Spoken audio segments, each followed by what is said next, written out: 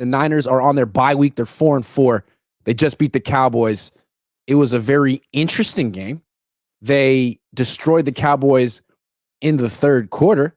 Last year, they would have blown out Dallas. This year, the game came down to the final possession, and the Niners won it. I think they made a bunch of statements in this game. I thought this was a very interesting outcome. What statements do you think we can go back and forth? What statements do you think the Niners made with this particular game? Well, Grant, I would love to give you a powerful statement that the 49ers made in this game, but I predicted they would blow out the Cowboys. They didn't. I said they're going to be 4-4 at the bye week, so they are. I thought they were going to smash. Like I predicted 34-13 against the Cowboys, and they could have. They should have. Two blown coverages against CeeDee Lamb kind of ruined that. So, honestly, I don't think there was a major statement really made by the 49ers in this one, other than that they're kind of mid. I mean, let's be real. The Cowboys had the 28th best offense coming in this game. They're the 31st best defense. They're not a good team. Parsons wasn't out there. There was not. They got a lot more to prove to me. That's the statement that was made by the 49ers to me, is they got a lot more to prove. Yeah, what did they do? Let's try to give them all the flowers you can give them without going overboard. They played a great third quarter. It was just a phenomenal third quarter, 21-0. Hard to be more dominant than that. And in that moment, you see this is a team that really does have a lot of talent, not just on the field, but in the coaching staff too. And when it all comes together, that's what it looks like. But it doesn't come together for long stretches anymore. In the last year, they would have games of domination, whereas got an early lead, put the team away. Team was demoralized, and it was cruise control from midway through the third quarter on. The Niners don't really do that anymore. They didn't play that well in the first half. Let's go back and look at our tweets from the first half. A lot of people were saying this would be a loss. This would be a franchise crippling loss. Kyle would have to go. What's happening to Brock? He's losing a lot of money. Then they come out, have a great third quarter, and then they can't sustain it in the fourth. They get outscored in the fourth 14-3. And if you just go back and look at a game that shouldn't have come down to key plays, it's the sack on 2nd and 3, Brock Purdy, the fact that he didn't fumble, incredible. And then on the next possession, Dak has the ball, 3rd and 10. He throws deep to Turpin, hits him in the face, and Turpin can't catch it because he's freaking Turpin, and that team sucks. But that's how close this game ended up being when, again, last year the Niners win this game 42-13. Yeah, if I had to put one word to describe this season, that word would be inconsistency. Right? They have moments where they look really good, and then they have moments where they look really bad. And that's, I guess, what we saw from the Cowboys. It's a good. I don't want to rain on the parade. I'm glad they won, but I thought they would win. The Cowboys aren't a good team. Dak Prescott just throws passes up for anybody. He gets in these moments where he's just throwing them up there, 3 flies up. Remember playing 3 flies up as a kid? Hell yeah. Kind of how Dak plays quarterback. So the word has been inconsistency, and they got to find that over this bye week. And maybe, there's reports CMC might come back on the 10th of November. I don't know if that's true or not, but maybe CMC is the missing element that gives them that consistency, because, Brock's looking inconsistent. The defense is inconsistent. Everything has just been inconsistent. Kyle Shanahan. And it's I still don't have that feeling after watching them play the Cowboys that they're just a Super Bowl bound team right now. So still a lot more to prove. Still a young season though. This game reminded me a lot of the Seahawks game from a couple of weeks ago. People may not remember, but the Niners had a 20-point lead in the third quarter against the Seahawks. And then all of a sudden it was a 6-point game midway through the fourth. And if DK doesn't freelance his route, or Geno throws deep and sees what DK sees, it's a whole different. It came down to these little plays. It felt like another one of those games the Niners should have put away. And then, interestingly enough, the closer in both these games, Seahawks, Cowboys, Isaac Guerendo.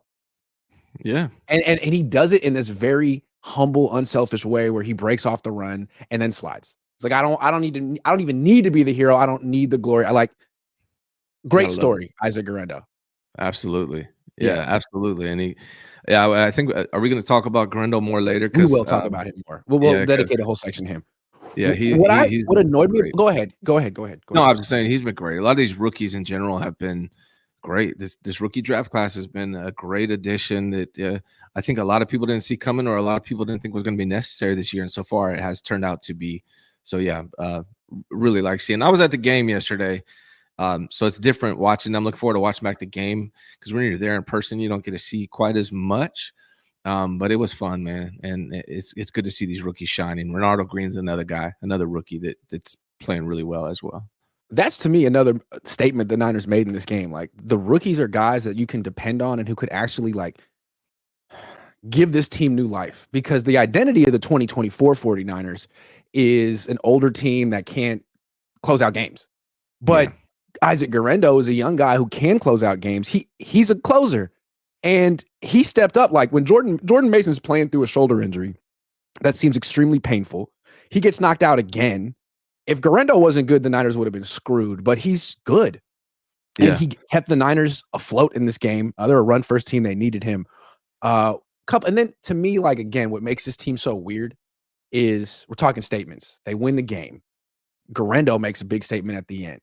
Then he gets his opportunity for some FaceTime after the game on national television, Sunday Night Football. Interview on the field. Make a statement, Isaac. And it's completely overshadowed by Nick Bosa, who comes in and campaigns for Donald Trump, as opposed to, like, being like, hey, this is my teammate, Isaac Guerrero. This guy's great. Listen to him. It's like, hey, forget him. Vote for Donald. It's like, whose team are you on right now, Nick? And so that happens, which is, to me, like, what statement are you trying to make? Are you guys focused on football or not? And then after the game, Shavarius Ward goes on Twitter and gets mad at me. So, it's like the Niners win a game, and there's always someone who has a grievance with me. And then Nick Bosa takes us to the next level and makes a statement about something that's not even football. So that's like, you talk about an underperforming, talented team. How focused are they? You win one game and the corner's upset. What are you mad about? You won. Yeah, man, I got a lot of feelings about all of that. Charvarius, what I think is going on with him. I mean, Bosa, I have a problem. I mean, I don't know if we want to go through the weeds here, but, like, I'm not. It doesn't matter who I want to vote for. I just think simping for politicians in general is weird energy. Like, these dudes don't care about you. Like, you're not. Are they going to wear a Nick Bosa hat? They're not going to wear a Nick Bosa hat. You're on Guerrero's team. You're not on the. You're not on the MAGA team. You're on the Niner team. I don't understand that. Like, it seemed like you're a captain on this team. You should be ultimately loyal to your teammates in these moments. I don't know. Yeah. I think a lack of focus is something that's been an issue with this team all year. I think they really need to dial in. And maybe that's what happens when you play all these extended seasons. You go to the Super Bowl and lose. Maybe that's where the Super Bowl hangover comes from.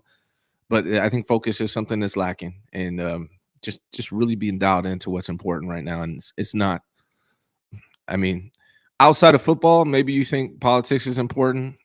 For me, I don't really – care about politicians because they don't really care about me.